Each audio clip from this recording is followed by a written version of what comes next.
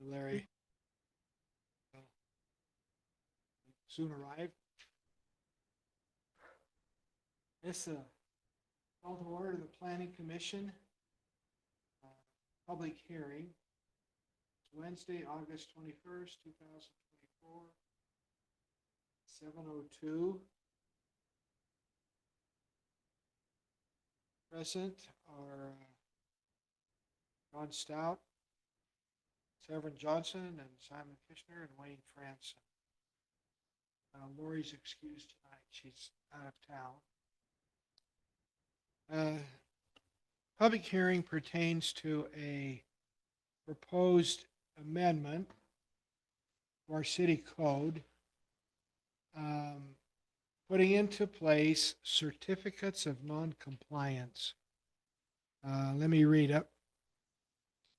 It says, in the event that proper permits are not obtained or approvals given by the city for any work or activity requiring such in the Woodland Hills City Code, the city building official or zoning code enforcement officer may issue a certificate of noncompliance against the property where the illegal, unapproved activity occurred or is occurring. That certificate will remain on file with the city until the activity prompting the issuance of the certificate is resolved. Further, the city may file such certificate with the Utah County Recorder's Office against the particular piece of property, giving public notice until such time as the matter is resolved by the appropriate city's approving officials. Issues that can prompt the issue of a certificate include, but are not limited to, building without the required permit or approval, building with an expired permit, occupying a home without a valid certificate of occupancy, occupying a home on an expired temporary occupancy certificate, building contrary to or disregarding the city's building and zoning codes. The offending party can be notified of the referenced action by email, postal mail, or in person. This action is in addition to any fines or other actions that may be incurred as a result of the actions involved. The certificate is to include the name and address of the property owners, the location of the property, the parcel number, date of issuance of the certificate, the name and signature of the person authorizing it, and a detailed reason for the issuance.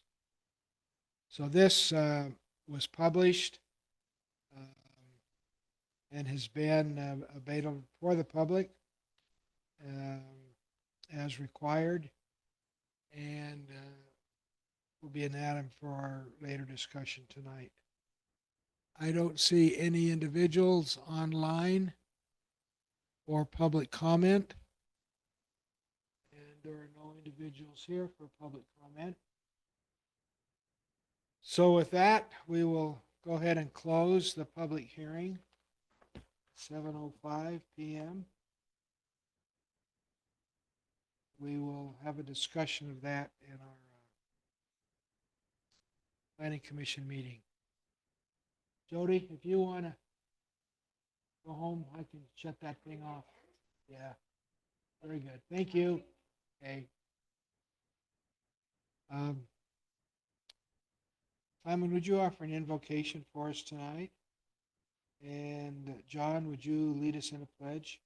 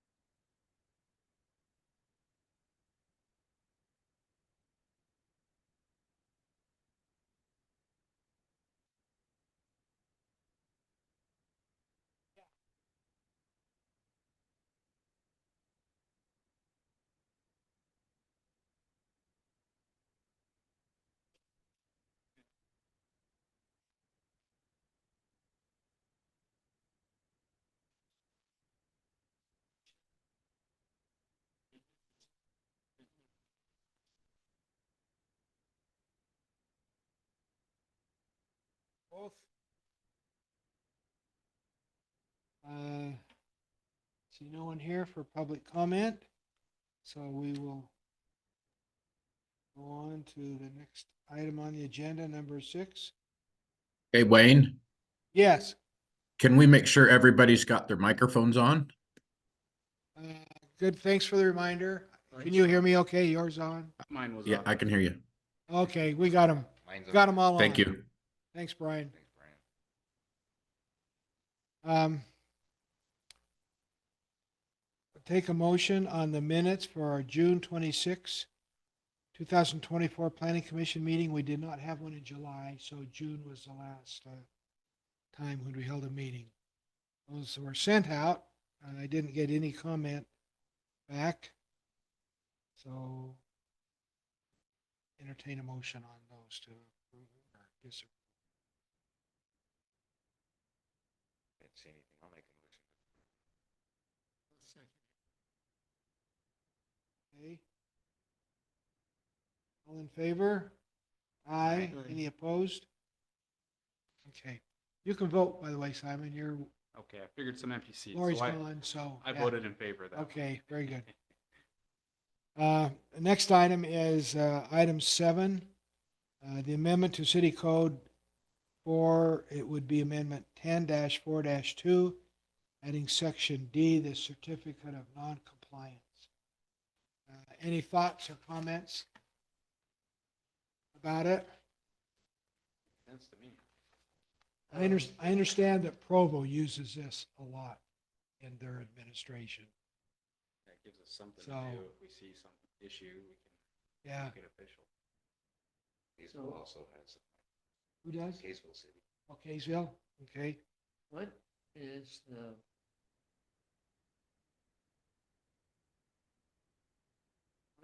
impact of the certificate? Is it like a lien on the property? Because we're registering it with the county. Correct. It's not a lien. The idea is to put somebody on notice if they are looking to buy that piece of property, that something was done that wasn't So according this to city is code. Kind of like a lien. There's Is no that- money involved, but You're gonna it have is. to- It's a notice to the public. Fix it. The fix-it ticket. Yes. And it's a motivation to do it right to begin with or get it fixed. Or this will be, somebody goes to buy a house and they see this certificate of noncompliance.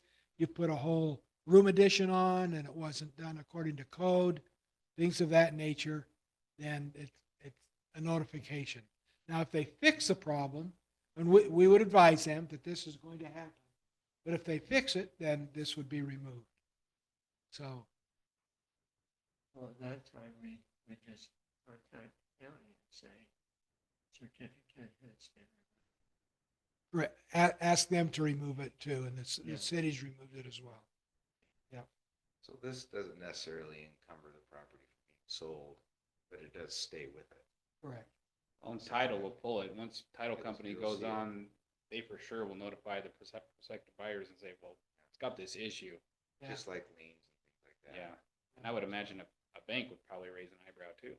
They might, Bank yeah. definitely would. There was something done that, they did electrical in the basement and no inspections. I mean, that puts it at risk of fire possibly and things. So it's a pretty serious thing. But we've got a couple that this would probably go on now. People in years past have done work on their property without any approval at all, and it's not going to get fixed. And so we would notify them that the city is doing this. We have a list of people. don't we? We've got a couple, yeah. There's probably others out there that we don't know about. There's a Oh, few I'm that sure probably there's a don't few do we that. don't know about. And this, the one particular I know about, it's so significant that they will never bring their property in. It's just impossible to do it? Or is it too expensive to do? A little of both. they went ahead, put an addition on their house, do it by permit or inspections or anything else. I did my basement. I had inspections. That's good. I have another one. It is a basement. Their house had an unfinished basement. They put a basement in. Permit, inspection. We'll give them an opportunity. Yeah, and when I did mine, I didn't have to have any permit, but I needed to have the inspections. Inspections. It was done with your house permit. Yeah,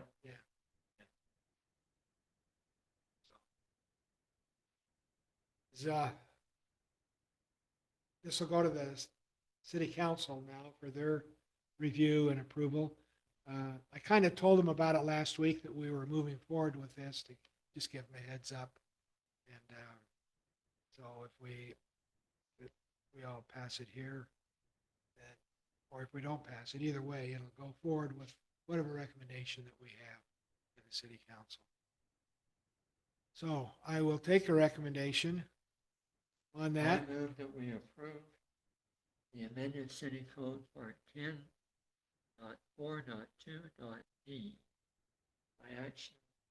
by adding section B as written. Okay. Is there a second? I'll second it.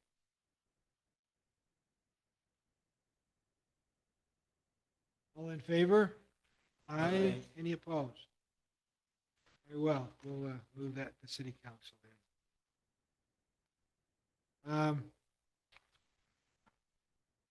Severin, I don't know that there will be much of an update on the general plan, and I know there's a meeting scheduled, I think on the 29th. 29th of this month. You know the gist Oh, of that it's meeting? this month. Or excuse me, did I say next month? Yeah. I'm sorry, yeah, this Yeah, the month, 29th. okay? The Sunrise apparently is going to bring to us, we thought they were going to do it for Woodland Hills Days. That's what they told us initially. But I don't think, I don't know. That's what I I thought you were understood. They were gonna have a booth there or something. Yeah, a survey of sorts. I don't yeah, know what. That's what I understand. Okay, So anyway, I'm gonna try to zoom in. That's my day at the Family History Center. But I don't know whether I can zoom in or not, but I'm gonna try. So I'll be zoomed in. okay. Well, that's next Thursday. Is that here? It will be here. At It'll 7? be a zoomed in thing, so anybody can zoom into it if they want to do that and see the gist of the discussion and so forth. I don't know if Sunrise has already put questions together and they're going to put them out for approval or any other ideas, or if they're using this committee to assemble the questions, put the questions together. I'm not sure. Okay. So, I don't know whether I should bring up the email or not, but I never seem to be able to log on to the city's website. there's Brian, do you know what the guest specifications are here? Yeah, so if you go into the kitchen on the wall on the board, there's the password for it. I apologize, I don't remember. It's like guest of WH 2019 or something like that. But if you go into the kitchen, you can get that password. Okay.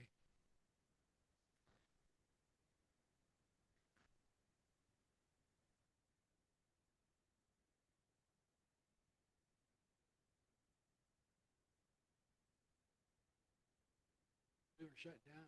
If you have fiber, it was shut down Yep. yesterday. It was shut down. That was the most peaceful. It thing won't- I had. It won't even let me try to I log thought, in. how can I kill this more often? Okay. After the meeting, Severin, we can go back there and you can, It was we'll look at that, fantastic. what that is. And you can keep it. I So, was gone most of the time, but I was too, I just heard about it. my kids get texting. can't watch the movies. Yeah, exactly. Sorry. Well, I was gonna send all the stuff out, Yeah. out to you yesterday, but couldn't do it, so sent it to you this morning. It's a little short notice, I know, but apologize for that. So, anyway. Okay, so that's next meeting. They haven't had another meeting as far as I know No. yet, so.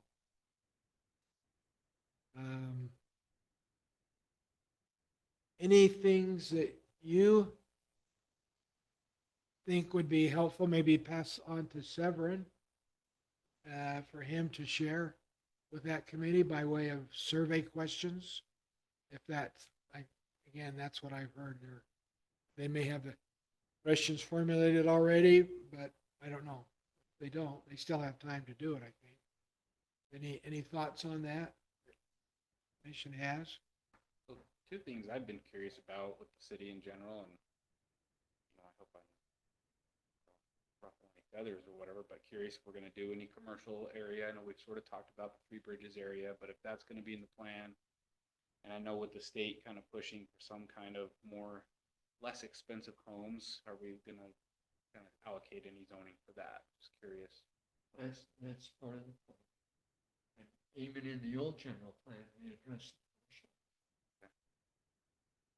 Let's make sure that there's things to that. It gets carried forward or maybe enlarged upon a little bit, whatever, in the new plan that they are putting together.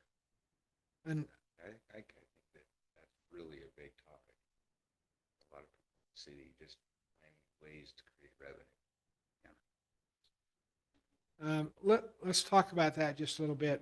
It's item 10, future city code changes. We and then we'll get to the Three Bridges specifically, but the city has always been interested in some type of commercial zoning. The challenge comes to know what to do by way of what to allow in commercial zoning. Now, Three Bridges, I think Salem has their own zone standards, but part of that will be commercial, obviously, with the plan for a golf course and some, and a hotel, amenities, so forth that go along with that. There's some discussion that has been discussed between the city and the developer. He's having some challenges a little bit with what he wants to do with Salem, in part of it, not all of it, but part of it. But there's even discussion of annexing that back into our city. It was part of our city years ago, and we lost it, got annexed into Salem. So I don't know if that will get any traction or not, but it has been discussed openly. And if that's the case, then we will need to accommodate some zoning changes for that property. I mean, even if that doesn't happen, with the stuff that you sent us, there may be some areas that would require zoning changes, even if that part was not annexed back. Correct. Yeah. This, we had suggested some time ago for possibly a grocery store, an upscale grocery store. And supposedly the developers pursued that, and he can't find anyone interested in coming in and doing that. There's talk about a gas station, convenience store type thing. And that's still out there. Again, there's no commitment from any company or anything to do that. But the property would be just down off the mailboxes. That's part of Woodland Hills still. So, Isn't the majority of that alfalfa field down there? That's what it is So the with, part that got annexed is just below that. correct. Well, the whole area, the whole H.E. Davis property used to be part of Woodland Hills. Oh, really? The Yeah. entire area? did? Yeah, most of it. And this was, I think, in 2007, 2008 time period, when it got annexed into, say.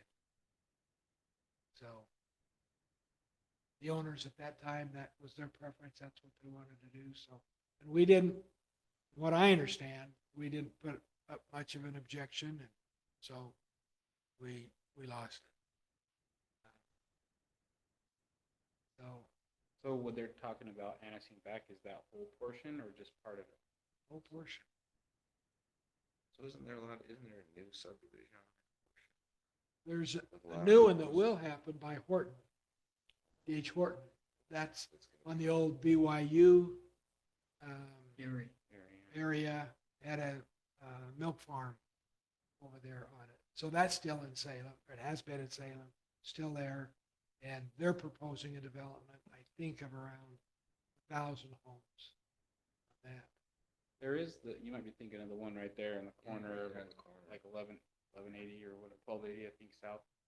Yeah, there's 38 lots in there. well, yeah, that's Salem. That wasn't part of what, It wasn't part of that. of our loss. Is that where yours are? Yeah. Moving around. So that's that section down below where that we still have, it's still in Woodland Hills. Is that suitable where it is at that level? Would it have to be built up to the highway? Would we, because it's quite a bit lower than both sides. It's in kind of a valley. It is, from what I understand, it's suitable, but there would have to be accommodations for drainage and that sort of thing, because it is a low area down there, but there's been no discussion about filling that in or building it up. It'd just be a lower level. But Maybe you'd access it from behind or something then, or? well, there's a low point right on the north end of that, Yeah. that's almost even with the road. Is it really? Yeah. So that would Maybe be not one. get too quick. Well, that'd be great. So how big is it? I think it's around 10 acres, I want to say. Seems like you could almost have an anchor plus a convenience store and Yeah. a few other little, small strip mall or whatever. Should be kind of nice. Yeah. Especially 'cause It's interesting, though, that some people are against it, you know? I think we could do dark sky compliant, and I think whoever's in there would be happy to do that kind of thing, and it would be reasonably attractive and Yeah. super convenient. Well, I look at some of these Maverick stores around the gas stations and convenience stores, and up in Park City, I mean, they're pretty attractive, for timber frame, a lot of it, Yep. and what kind of blends in with the Maverick's community really- here. Maverick, if you did get Maverick, they're very accommodating. It's all over Arizona. I built a lot right next to Mavericks, and I built several. It's some of the dark sky. I mean, we actually used in the old general plan a Maverick picture to describe what kind Look, I forgot about that, you're of right. commercial, Oh, architectural we would accept in Woodland Hills. They were the poster child, huh? Yeah, yeah, you didn't know it. I'll have to look. So there'd need to be some code changes, but again, keep in mind of that as we go forward. And the mayor is very sensitive to not doing things behind a veil of secrecy or that the citizens don't know. So Sure. most everything that will be happening with them will be in open council meeting. Now, if it comes, there's certain areas that council meetings can be closed to the public. Record is made of what goes on, but there are some things that they would close council meeting for. But the general discussion of all of this, he wants it all open and nothing, doesn't want to do anything in secret. So Get behind that for sure. I like we had Hey, a, Wayne, yes, Brian. Are you gonna discuss at all part of that part of the proposal that Larry brought to us at council meeting about possibly rezoning that area down there for more smaller lot single family homes Yeah, I've got. so we can get juices flowing? Yes. In fact, that's where I was That- going to. Okay, all right. We got this, just the day of the last council meeting. Larry, he was on the agenda already. We weren't quite sure what he wanted to present, but he then texted the city and put this together. So I want to go through this a little bit and talk about each of these areas so that you're all acquainted with it, because we will be involved in it one way or another, either major or minor. So first is the roundabout. The discussion that the developer has had with the county, to a degree, the county's interested in having Salem First is requiring two accesses to that facility. One is already planned and going out to the north. And the other most viable one at this point in time seems to be a road down off the mailboxes. It would have to be built up there because of the difference in elevation. But so that's being discussed. There's been no decisions made about it, but we would lose our current location for mailboxes. So the issue is, can the mailbox platform be pushed out further to the north and accommodate a new facility up where they're at, but further to the north? Or do we want to find a whole new place in the city for mailboxes to expand them? Right now, we only have 18 mail slots available, and the post office is reserving those for homes under construction or where permits have been issued. Not Summit Creek, because Summit Creek has their own. So, but another thing the mayor is adamant about is that in any of these exchanges, there'd be no cost to the city in doing that. And the developer seems to be on the same track and verbally agreeable to funding moving the mailboxes to some other location. So that's up in the air right now as to how that would be addressed, but he's very much interested in wanting a road that would come off the roundabout and go down to the south part of his development in there. So that's the idea and issue with number one. He said we have purchased the Knott's land, and that's that 10 acres that's low there. Okay. They didn't purchase the home that's kind of up on the Was knoll that there. part of it? No, the Wasn't- home is not at The home this is not. stage. So, Correct. but it was their property, but they didn't sell it with them. Correct. They didn't sell it with the land. They didn't sell the home with the land. Now, what Brian was talking about, there was some discussion at the end of council meeting last time about these things, and there'll be further discussion this coming council meeting of these things. No decisions were reached, but they wanted to start talking about the issues and getting feedback from the council, because there'll be a council decision on these areas and what course of action the city might take in it. Any thoughts or comments that any of you want to express? I definitely think that area, we're running out of boxes, obviously. I think that could be easily repaired or fixed by just standalone boxes. The outside edge. You know, we could put several boxes, you do it all the time. But another area would be nice, they just gotta accommodate it, kind of like how it is now, even for you guys or other people, I think that's a pretty good location for our boxes. For me, I love that I can just put in there. So Yeah. that would be the thing I would hope they would do is get it still convenient, easy to use. There's- So, Simon, in Four Seasons, you have several. Yeah. Okay. We have 3 cluster boxes right there by the church. It's the southwest corner there. You already have cluster boxes, so I've never noticed that. And I just kind of wonder, can we just do that? You know, kind of have a Yeah. few stations throughout, you know, the city where, you know, we split it up into 6 or 8 chunks. Yeah. So the post office said no. They will not allow that. They'd allow it at the city center if we guaranteed that it would remain plowed during the wintertime and accessible to the mail trucks. But they have already said they will not allow those boxes on our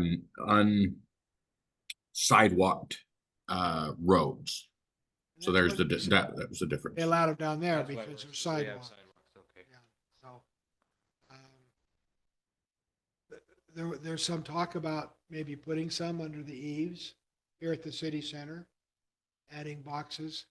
Where the city's not gonna move forward with it until this thing gets resolved one way or the other decision. Today we were looking at it, again, just the city staff here, and all this parking out to the east, on the parking lot, our property goes about another 15 feet beyond the edge of the pavement there. And we wondered about just putting banks of mailboxes along that side of the parking lot. So that hadn't been considered before, but it, you know, just we're talking around and thought, well, maybe that'd help solution too, you know, with Not a that. bad idea.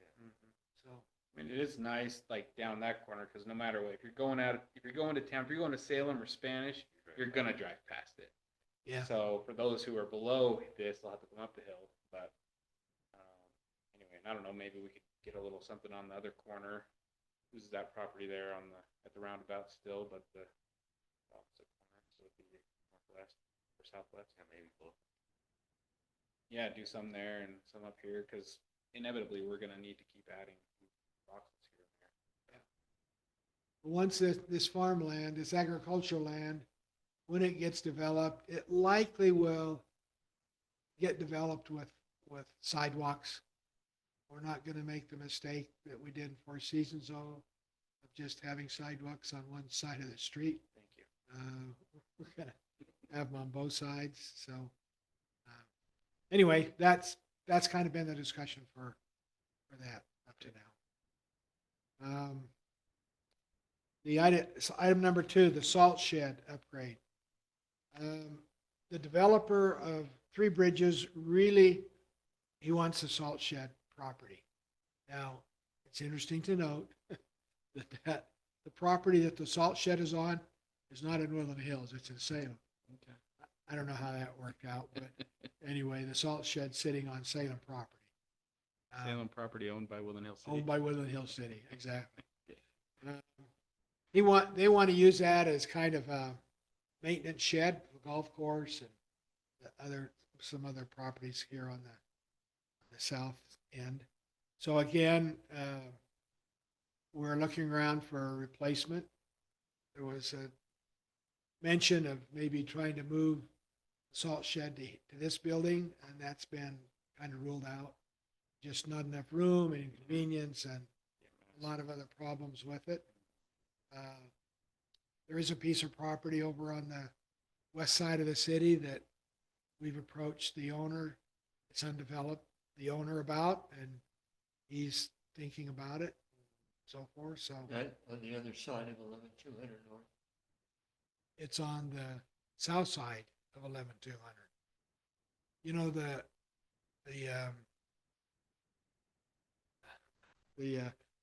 cars place down here on the corner. Yeah, it's That's part of Woodland Hills.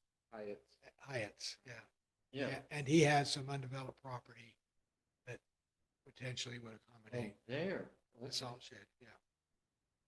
So Are that's, they proposing they would just pay market value for the shed and then we would have to purchase? Will we buy the land or are they gonna buy the It- land? They're gonna do with all. no of it. cost to the Like, city. no cost to the city. Yep. Yep. So, Yeah, I don't, but the market value of the land has been talked about, and if, is that a fair value or not, or so that comes into play, but again, the mayor is pretty adamant that there's not gonna be any city outlay of money for these exchanges and, Is it, how big do we need for that thing? need a couple acres. it could be bigger than it is now. Couple of- The shed works, I've talked to a few of the plow guys, they said the shed works fine. Typically, we can load it up with enough salt that we can normally, if it's a normal year, we can get through the whole season with it. One year we had to fill it twice. But, so it's adequate. If Here it was before bigger, last. it wouldn't hurt us. The city, we've been a little limited in the unloading and stacking the salt up there. All we have is a skid steer to do that with. But the city is in the process of leasing a front end loader that has a bucket that goes out and will reach up higher. So that should facilitate that part of the equation down there and make it easier to stack up when we get it, when we get the salt. It's too bad we can't dump it onto a conveyor and conveyor it in. That was a plan and it never materialized. To do that with one of these hay baler type conveyor belts, a portable one that you could put up there and load the salt on down here and transport it to the top of the. Well, you don't get enough if they just brought them on a trucker truck. Yeah, yeah. So that actually became a problem when we went to load with the Bobcat because you dig a little cave and you had the Bobcat wouldn't reach up high enough to knock it down from the height. This loader is going to help take care of that a lot. And we don't, based on the numbers we got, it doesn't actually hurt us that much to buy salt later in the year if we don't stack it super high like it has been. And we're going to get rid of the conveyor that's down there and load directly with the loader. And that's going to allow us more room in the building itself to put more salt. So again, like Wayne said, I mean, I do plow and it is adequate. And we absolutely are, and that's one of the things we're going to write in. This is coming up in the next council meeting. Larry wants to know that this proposal is something he can start forward at, that we're willing to talk about these things. And he doesn't want to work on something that's a non-starter and put engineering into it and be a waste of money. So that is something we're going to write into the proposal is that there would be no cost to the city unless we do upgrades, right? If we did upgrades that were above and beyond, now maybe we can say, we want this building set up in this way and this is what it's going to cost. And you have to pay it or we're not moving our salt shed. That's an option too. So we have some leverage here with that, but we don't, if it was a straight trade for trade, there's going to be no cost to the city whatsoever. One area of upgrades potentially is we don't have any parking for our snowplow trucks. And so where we can sometimes squeeze a couple into the basement here, but it's a problem. You've seen 2 trucks parked out here since wintertime, but that might be something the city would invest in companionship with a salt shed if an area was big enough to accommodate the storage of the snowplows. And in the summertime, they're used as the plow.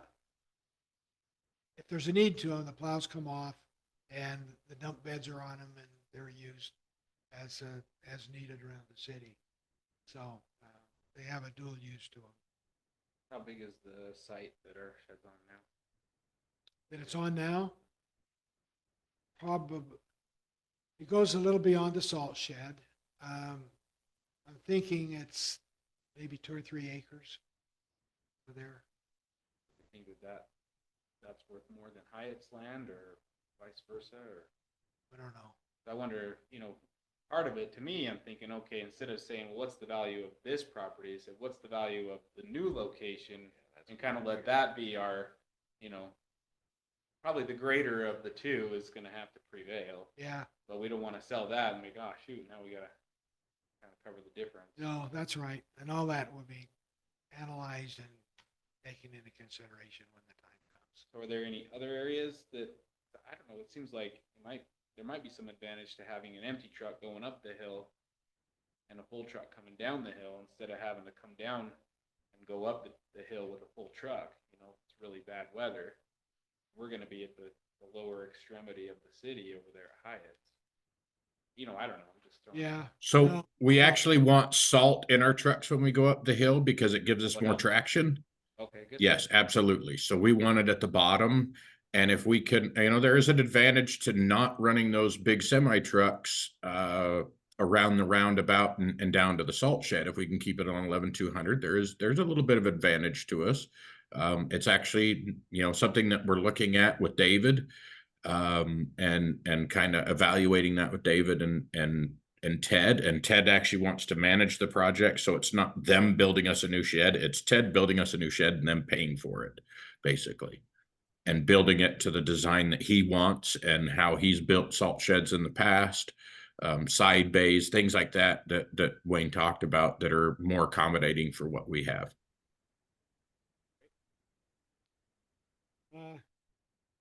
Item 3, talking about the density. That his property that backs up against our city property along Maple Drive is 1 acre lots in there. And our zoning is 1 acre on Maple Drive on those lots. There's a bit of a concern, and while it's 1 acre, the homes could be less in size than that. So, and there's some, our districts don't match up exactly with Salem's. They have smaller density homes than we do. Our smallest density is 19,000 square feet for a home site. That's R119. So that's of concern. It's an issue, but it's on the radar to look at and have input to with. Said Three Bridges seeks residential density approval for single-family housing similar to portions of Three Bridges approved master plan. So what's? Wayne, that's actually on the Knott's property. Oh, that's, The Knox property they just purchased, is that what? yeah. Yes. But I understood though that Three Bridges is mostly zoned 1 acre lots. Is that in error? No, that's an error. They go all the way down to, I think, like 1/8 of an acre. Okay, And down at So and they're not looking for the smallest lot. They're looking for a little bit larger than that. I think they said it was like 1/6 of an acre, something around that size. And they're also proposing to give us some revenue from the hotel as well, for agreeing to do that change. So that'll be something you guys will definitely be involved in. yeah. And that was talked about. Now that you say that, I'm reminded of that. And Three Bridges would just take from, I guess, for lack of a better term, of their profits and give some of that to our city as an accommodation for trying to work some of these things out with them. We wouldn't be getting a percentage of the hotel tax per se. Now, they may base it on some of that, and there was no discussion of any figures or amounts or things like that, but said they'd be willing to entertain that kind of an agreement. So I'm just a little curious then. So we're talking about this 10 acres down at the bottom, still in the city. So is he wanting to just to do some of it in residential, or is he looking at the idea of zoning the whole thing residential and eliminating the commercial aspect? The whole thing. So commercial has pretty much fallen through. He's not been able to get anybody there. I mean, you know, that's the one spot we were looking at and was trying to be looked at for commercial, but they don't have any takers for it because the traffic's not there. And so they're looking at, you know, instead of the commercial revenue going ahead and zoning it for a higher density, similar to their second largest or second smallest lot size. And then offering, instead of, you know, the commercial taxes that we would have been giving us some of that hotel profits based on like a transient tax, but you know, the transient tax actually goes to Spanish or to Salem, but giving us a contract that they would pay us a percentage of that of their profit based on their occupancy, just like a transient tax would be. So that's what they're looking into, and that's their proposal. It would be based on their net profit That we haven't that we, got into that discussion with them. It's just I wouldn't do that. he set forth that principle. Right. An idea that he would share. Yeah. With the city. So do we get on with like the county or something to hang on to that? Or how do you? It'd be between us and them. I don't think the county, Just an agreement. yeah, with somebody. they would give us periodic checks based upon their occupancy of the facilities there. And again, that potentially could change season to season. Just, there are a lot of variables that you just kind of threw that out there as It's probably looking at some Yeah. compensation. If you lose the tax revenue of this potential commercial space, we'll give it to you from here. yeah. I just wonder down the road, like if it's in the city, you can kind of hang on to because it's your jurisdiction. But with it being in another city, I wonder if down the road it might. I just don't know how you really hang on to that. There may be. So the scare would be that he would, because he now owns it, he would apply for annexation into Salem. And there's not a bunch we can do about that. But it's unclear if he does annex into Salem, do we lose that carrot, so to speak? And I don't know the answer to that. I don't see where Salem, as long as Salem's getting what they're entitled to, I'm not sure they would have an objection to Three Bridges giving us some of their. No, yeah, no, that and they wouldn't. But what I'm saying is if we said no, we're not going to rezone it, then he could apply to Salem for annexation. Assuming he doesn't annex the whole thing into us. I mean, this is all obviously up in the air and still a lot of work needs to be done on it. But that would be the thing that we've got to pay attention to, because, you know, like Wayne alluded to before, it appears our previous councils have not had the foresight to think about what would happen if we lost a chunk of land to Salem in annexation, and we lost the whole H.E. Davis property. Well, honestly, my perspective on this piece is it's way better suited for residential than commercial. It's kind of a bad spot. Well, That's why it's not. yeah. I mean, the roundabout, that undeveloped farmland right there, that's our commercial spot, 100%. That's what the general plan highlights too, is that corridor Okay. There's no going down question there that's for commercial. Yeah. So, without getting down in that hole with only one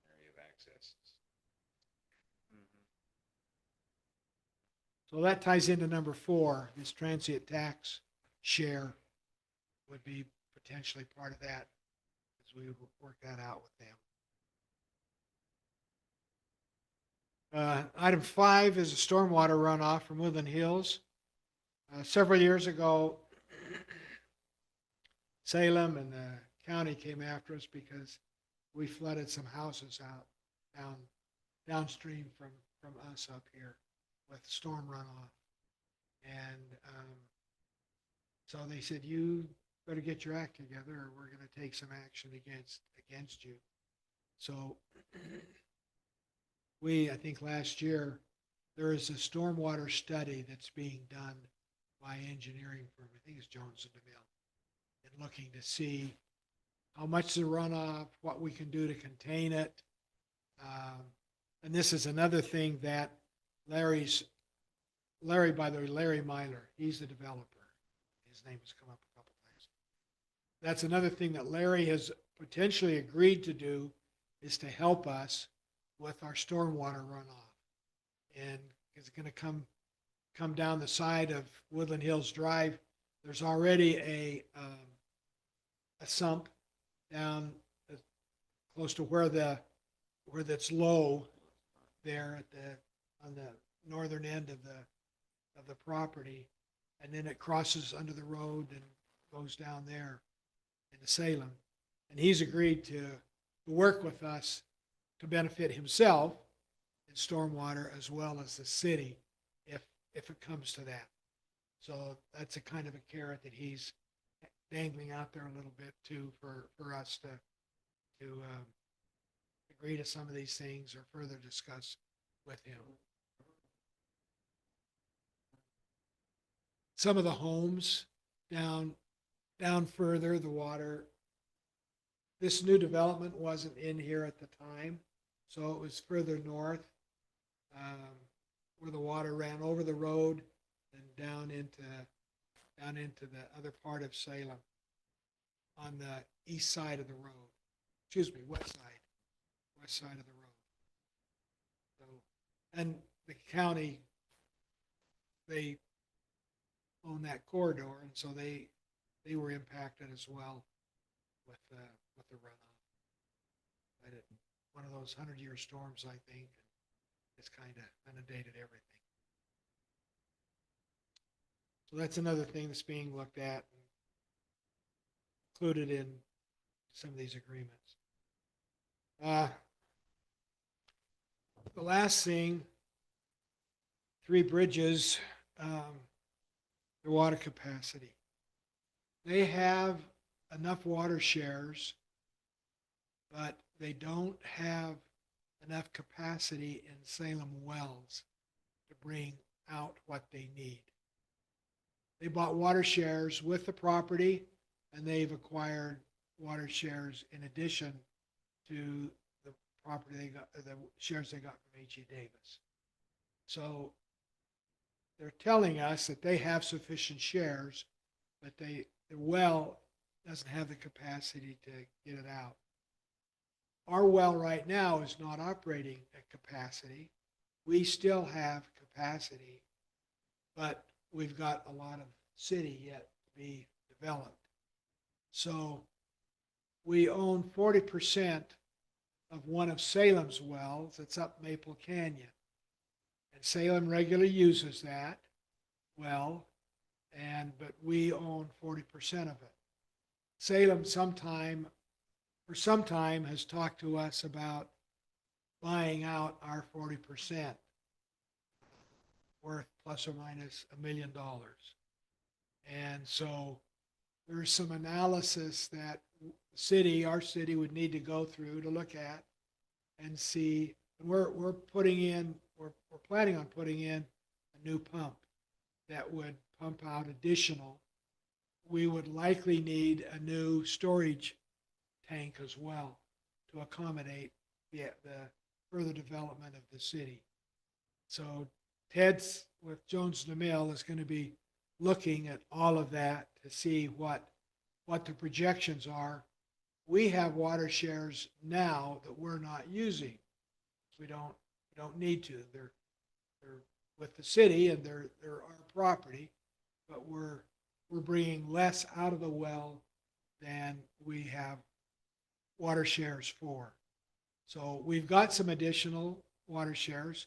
The well has some additional capacity, but whether it has sufficient for all of this, that's the study that's going to be done before any decisions are made on whether we sell to Salem or whether we can upgrade our system, whether we can put a new tank in that would accommodate Larry, but that's another money factor in these equations with him coming to the city and asking us for help with the water. So do we know how much more, or they're studying to see how much capacity that we're not using on our Right. well? And are we using any of our 40% with Salem's well? We do in reserve from time to time. Used it this summer. Have we? Yeah. We've had some water problems this summer. So while our well has been shut down, we've used that part of that water. And it's plumbed so that it's an easy, turning a lever and Yeah. water comes to us. So It seems like it might be good to hang on to that. Yeah, that's I true. just- I We just might. think And there we was may some come to a water. point where we need Yeah, a new well also. right. So So does Three Bridges have any budget to go towards water infrastructure? they haven't discussed that detail with us. The presumption is they do. But how much? I don't know. They have to. They've got to drill a new well. They don't have an option. The Unless way they it sits rely right upon now, us. yeah, the way it sits right now, they don't have an option. There's a whole lot of things that are going into this, and if you know Ted, and if you haven't sat down and talked to Ted, the guy really, really, really knows what he's doing. And so he's in depth. Now we're putting a new pump in our well and have a whole big well project going on that could supply us with everything we need for the complete build out of the city. But he's not sure. He won't be sure until after January whether or not this is going to work. So it's going to be some time before we can get into this. They're also looking at other locations. Where could we drill another well if that became, a thing where we could sell Three Bridges non-residential water and actually make money off of our water. So there's a whole bunch of things going around, and you won't see anything move on this until, after January. But it is worth talking about. We own enough shares right now of water that are what's called non-certificated, that we can cover all the water in the city through the build out. We're really close to that. Well, that can handle it, right? Yeah. What's that? Just as long as we have a well that. Well and storage. Yes. So are you saying, Brian, And- that if they stay in Salem, no matter what, they have to drill a well? But there's a possibility if they come back to Woodland Hills, we might be able to build the infrastructure to handle them? Well, I mean, that's yes and no. So if we build a well and sold them water, then they wouldn't need to drill a well. Or if our well supplied it, but I can tell you our well's not going to be able to supply it. They need a lot more. Even if they bought even if Salem bought the 40% of Maple Canyon that we own, it's not enough to even come close to what they need. There is going to have to be another well drilled one way or another, based on the initial numbers that we have right now. And so Ted's looking into what are the options, what do we do, and how do we handle that? And looking at, can we sell them water? If Salem can't supply them with all of their needs, that is a reason to annex. So that's kind of where the mayor came up with, hey, if they can't handle you, we can, maybe we can. So, and maybe we could annex. If they didn't annex, we could sell them water from an additional well, and actually get a higher price for it because it's non-residential water. So that's another option that Ted's looking at. He's putting all those numbers together with the engineering firms, and he's got the hydrogeologist working on things, and they've been going through it quite extensively to come up with plans. So again, this is just kind of food for thought and to get your guys' juices, moving and looking at stuff and being prepared, because like Wayne said, you're going to be super involved in a lot of these situations. And there are benefits for us selling our 40% to Salem and buying water back, because it would likely be cheaper than what we're paying the 40% on the current well. So those are being addressed as well, as far as the sale of the 40% of Maple Canyon. So there's a whole lot of moving pieces in this, and Ted can explain it so much better than I can. He's the civil engineer and I'm the mechanical engineer, so he knows this stuff so much better. Kind of like talking to your wife, Brian. Yeah, she knows everything better than I do. So Another factor in this, Salem, and I don't know the particulars, but they have irrigation water that they use also. So we don't. All of our water is culinary. So that's another thing that. And I think Salem is part of SUMWA, which is a Southern Utah Water Users Water Association. Management, something like that, where they're bringing secondary water down from Strawberry. And a number of different cities are participating in that. Is that what's in the Salem Canal? Yes. Yeah. And more. Yeah, These there's an pipelines, additional. you've seen them being done. That's to transport some of that water from. Yeah, there's gonna there and probably it's already started. They've already started buying land, but they're building a water treatment plant for culinary water out our way. It's gonna most likely run down 11,200 to 350 psi, large bore supply line coming from Strawberry. That will give some capabilities as well. It's probably a decade out or so, but it's something that is being, Ted is involved in those meetings, and it's part of this whole thought process is where it's going to be. Can we tap into that and get culinary water? So we've got two water sources in Utah. You've got the groundwater, which is what we're currently using, and then surface water like Strawberry Reservoir, Deer Creek, and those type of things. And being able to manage between the two of them and maintaining our aquifer during droughts and things like that. It's a big thing that that SUMWA and the Central Valley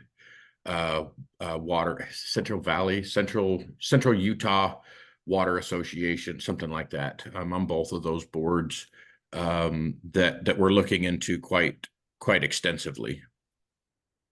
Didn't they buy the pit over there from Sunrock for the? I believe that's the land that they bought to put that plant in. But again, it's easy a decade out. So those are the areas that are affected with us, our city, with Three Bridges, and it's personally, I think Three Bridges kind of got ahead of the game a little bit. They're usually these things would be more worked out than they are now as they go forward with the development. So it is what it is. So do they have water to start? They just don't have water to finish the whole thing, or?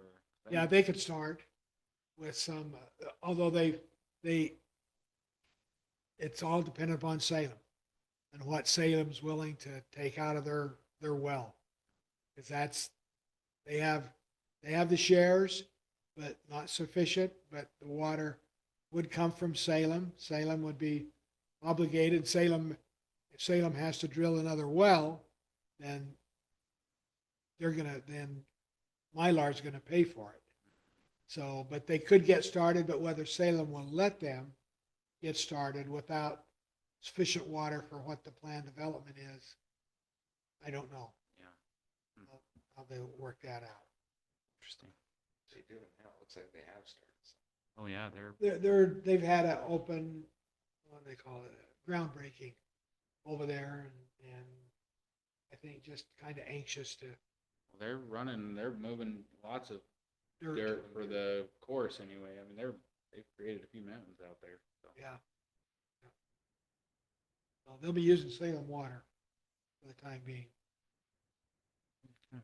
So anyway, keep those things in mind and I'm sure we'll be hearing more about it as time passes and a lot of it will be coming planning commission for ideas and views and consideration and things. So was the spirit of this letter, aside from the mailboxes and the relocation of the salt shed, which I think is gonna come up whether or not it's in Woodland Hills or Salem, is the rest of the kind of spirit of this exploring the idea of annexing? It seems to me like maybe like, hey, is Woodland Hills gonna be able to accommodate us better than Salem? I'm kind of getting that impression reading this. Is that the case? It's in the mix. I don't know how serious they would be at doing that. They've got a big investment in Salem. But if it doesn't go the way that they want it to or hope it would or can go, then they may come to us. We haven't explored, we haven't had any discussions with Salem about them losing that. They would object to it. Sure. And this could be, who knows, a little bit of a ploy to Yeah. get Salem on their side, a Could little be. bit more too. I don't know that. We don't know that, but there's just a lot of moving parts to it right now. Mhm. And maybe they just want to know they've got options in case something goes Yep. belly up. But Yep. it seems like Salem would hang on to it pretty firmly. All right, I was just curious. So, okay. The last item, it has to do with code changes. There's, last year and this year, the legislature, Utah legislature got involved in changing subdivision code throughout the state. And it's prompted by, I think, cities sitting on a lot of subdivision requests for months on end without taking action. Whether it's intended or not, I don't know. But the state has defined pretty specifically some alternative processes for subdivision approval within the cities. And so they've given cities a couple of options and timetables to approve a subdivision. They allocated money to city planners, so to speak, for lack of another term, code writers. They help cities write their code and review it and make sure it's compliant with state statute. And so we've hired a company that is affiliated with Jones and DeMille. This is what they've done historically, is help cities write code. And our codification right now is through them. We use them to help us in our codification efforts with our ordinances. Basically, Is that this Hanson group? Is that- yes. Basically, there's two options, and that the stuff that I sent you outlines those differences, and we're working with them currently to let them know which one of these processes we want to put in place. Simon, you're probably the least familiar with our processes as you're kind of a short timer with us right now, but and as a developer, I'm not sure what experience you've had, but we do a limit, we allow a concept plat meeting if the developer wants to have it. And it's just ideas, this is what we'd like to do, da, da, da, da, da. Some of it's on paper, some of it's just verbal. And following that then, in the direction that they give, kind of how open is the city to this or to that? That's kind of the gist of that meeting. They do a preliminary plat. That preliminary plat is probably, I'd say 90% complete of things. They have the improvements that they're going to do. Primarily with us, it's sewer and water and roads. And so they outline all of that. They have engineer drawings that are done with those things identified, where they are, surveys done, and everything. So once the Planning Commission and City Council approve that preliminary plat, then that moves the developer to do a final plat. And so they tweak it a little bit. If the city said, well, we're not really happy with this, change this road this way, or that sort of thing. And as well as then in the final plat, we require them to do all the documentation. They have to give us documentation that they have title to the ground, that they've paid taxes on it, liens, all these sorts of things as part of the final plat process. What the state is now saying is you can continue and do that process if you want.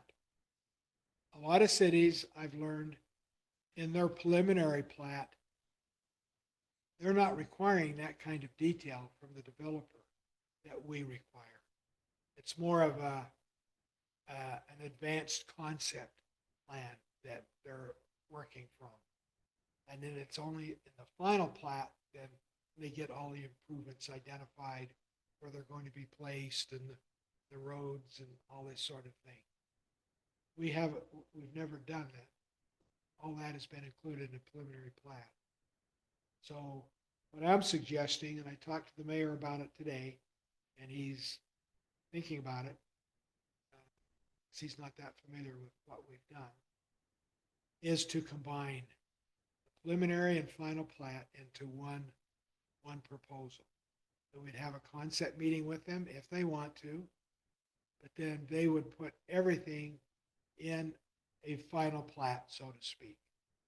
So there's just a little bit more now that we require, going from preliminary to final. So let's all include it in a final plat and all this documentation, put it all together at one time. And then the law, new legislation allows us 4 review cycles of back and forth. So the requirement is on the developer to give us everything that we ask for. And if they don't, then it's not a complete package and we give it back to them. And we don't start counting that as one, right? But as soon as they give us a complete package that it's all ordinance compliant and everything, then that starts our timetable. I'm trying to think what it is, and I can't remember. It's in that documentation that I gave you. But the point I want to make is we can go back to them 4 different times for, we don't like this, or this is not correct as we would like to see it. And they amend it. We have 4 bites at the apple. 30 days. 30 days. 30 business days. 30 business days. So For one cycle or for all? for The first. The first for the cycle. first cycle. But we get pretty much everything now in that preliminary plat. It's just the tweaking a little bit that goes to final. And what we often get, though, is the developer with a preliminary plat that's, they haven't given enough thought to. And so between prelim and final, they say, oh, we want to change this. We want to move this lot this way and do this that way. We wouldn't allow that. They So you're come gonna to do us that. at one time with everything that as they want it. to have a So- pre-plat Yeah, is 40 way day, different than 40 that. business days. 30? 40 business 40 days for for them them. To do come that. back. And there's a little more allotment if there's some changes. We have a little more time 20 days. if there's more changes to it than what would be correction, so to speak. So, and the other part of that, which is really kind of the major part, is these don't go to city council anymore for approval. That the planning commission will be the land Governing body. approving authority, that the planning commission will be that. So what we would need to do is build in an information process to city council so they know that this has been done or we're doing it. But they won't be reviewing it. They won't be an approval process. They can review it if they want, but they won't be approving it as they have in the past.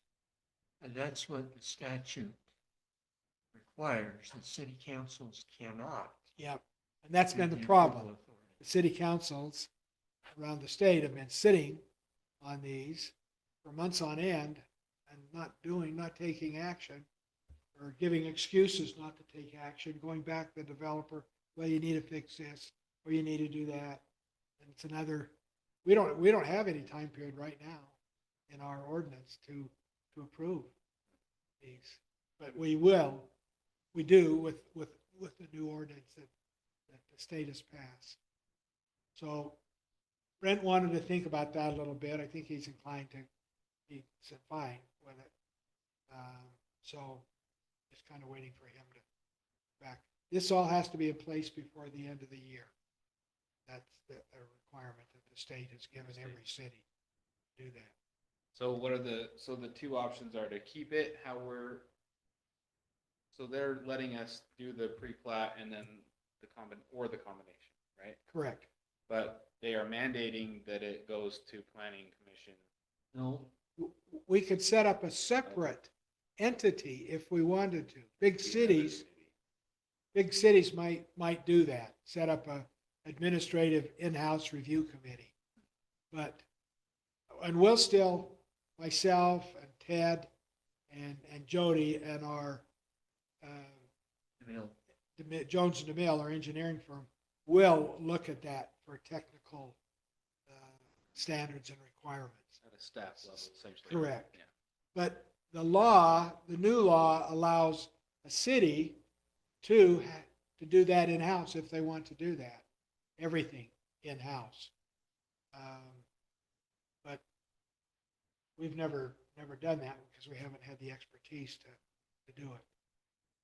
But there's a lot more time requirements in when you have the two separate processes. I think for our purposes, it seems to me we're not much deviating from what we're doing now, other than combining the two plans together at the same time. Yeah. So once that final review by our engineers and everybody, then it'll come to the planning commission for approval. and then the other thing that the legislation then requires is that that's the end. Planning commission approves and it's over with. Yes, with one, it can be, if the planning commission denies it, it can be appealed. Yeah. And it would be appealed to our land use authority. Right now, it's an attorney that we hire as needed, come in and hear a particular case. So that would be a process. We've never turned down a subdivision, I don't think. And all the time that I've been here, we've made a lot of changes, Sure. but they've been compatible with the developer and with the city. So we haven't had issues where we said, well, you can't put a subdivision here. So that hasn't come up. But there is an appeal process from the decision that the planning commission would make if it's a negative decision saying we reject it. Yeah. Yeah. So that's what that memo is. And I did it more for the city council and for the mayor to let them know that this was going on and It happening. appears to me that deference to my developer friend, that there is a very strong builders lobby in Salt Lake that is pushing this stuff. I mean, this isn't the only thing. We've had some No. other situations You're right. in past years. Well, the Yeah. Utah County Home Builders Association has their own lobbying that Yeah. they do in Salt Lake. And the legislature listens to them. Yeah. And there's developers in the legislature. So Oh, yeah. they have a friendly ear up there and I mean, I think a lot of this, as I read it, is putting time limits on the stages so that we don't have something languishing for months and months and months. exactly. Yeah, I think that's It's reasonable. That's I mean, reasonable. it's- Yeah. It's not like none of these time limits are really out of line. Nothing's less than 3 weeks, really. The lowest one is 15 days, 15 working days, and that's 3 weeks. Well, if you're doing development, there's nothing more frustrating than sitting on your money while somebody else is. Yeah. Yeah. So this will help. So can I put in my 2 cents here as a concern I had as a council person? Sure. So I kind of like the thought of it. I don't know how the rest of the council is going to view it, but I personally like the thought of it. Because one of the things that's bothered me is when the planning commission has come to the council with a proposal and the council changes it on the spot. We're not the people who deal with this all the time. This is what you guys do, and you're commissioners for a reason. And it doesn't go back to you to get reviewed that what we did was okay. And so I'm kind of liking this because I would rather you guys who actually deal with this and go through this and I see what you do. I'd rather you guys be more in control of this than a bunch of politicians that I hate being wrangled into that word, but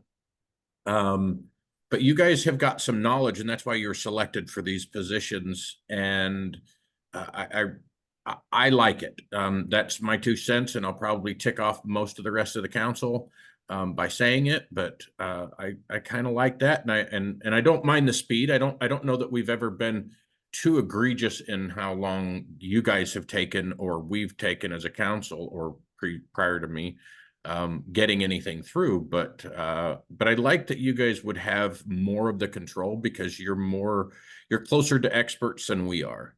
And you know, most of you guys have got, you know, experience in doing this and we're flipping politicians. So, I kind of for it. Good. I think some might disagree with some of our timing. They've gotten a little frustrated with us from time to time. Yeah. With the city council. Yeah.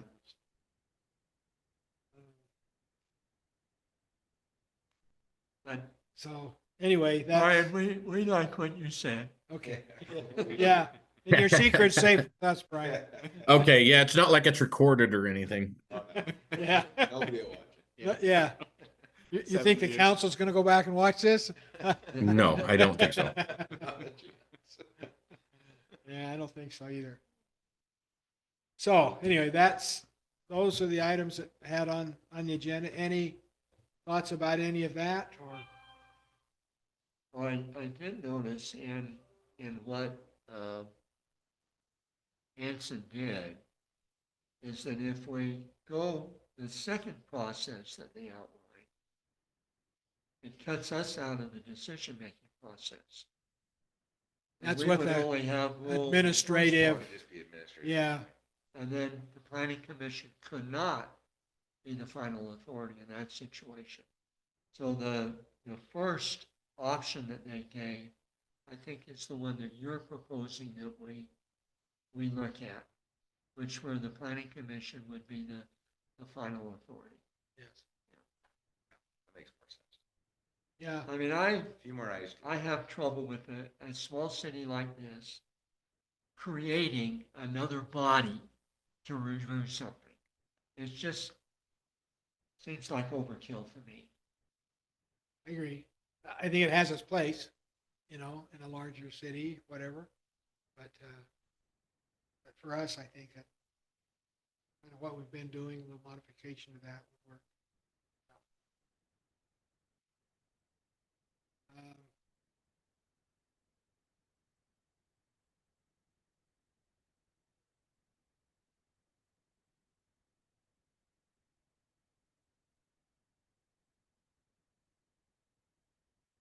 Future city code changes. Number 10. Yes, Okay. yeah, they're working.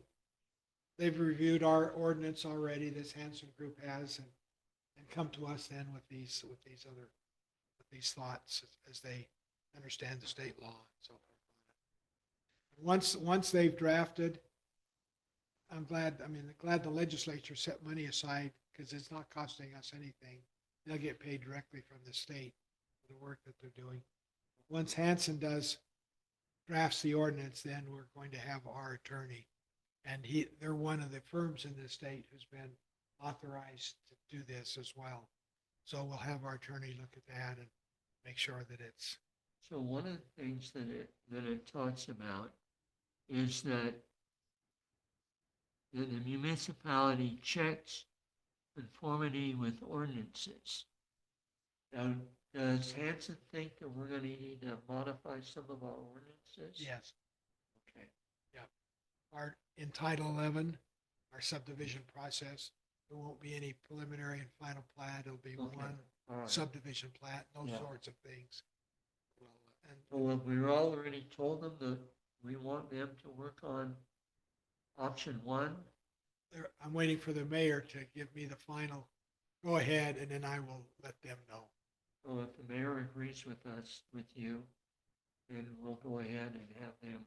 Start on that Start on that. ordinance changes. Right. So, very well. Okay. No other items on the agenda. I'll take a motion to adjourn. I move that we adjourn. Okay. Second. All in favor? Aye. Very good. Thank you all for being here tonight. Thanks, Brian. No problem. I really appreciate the planning commission and all you commissioners, and I know you put a lot of work into it, stuff that I just wouldn't have time to do and wouldn't have the knowledge to do. So I appreciate your guys' knowledge and appreciate you letting me to stick my nose in. Thank you you're welcome anytime. Okay. Shut this.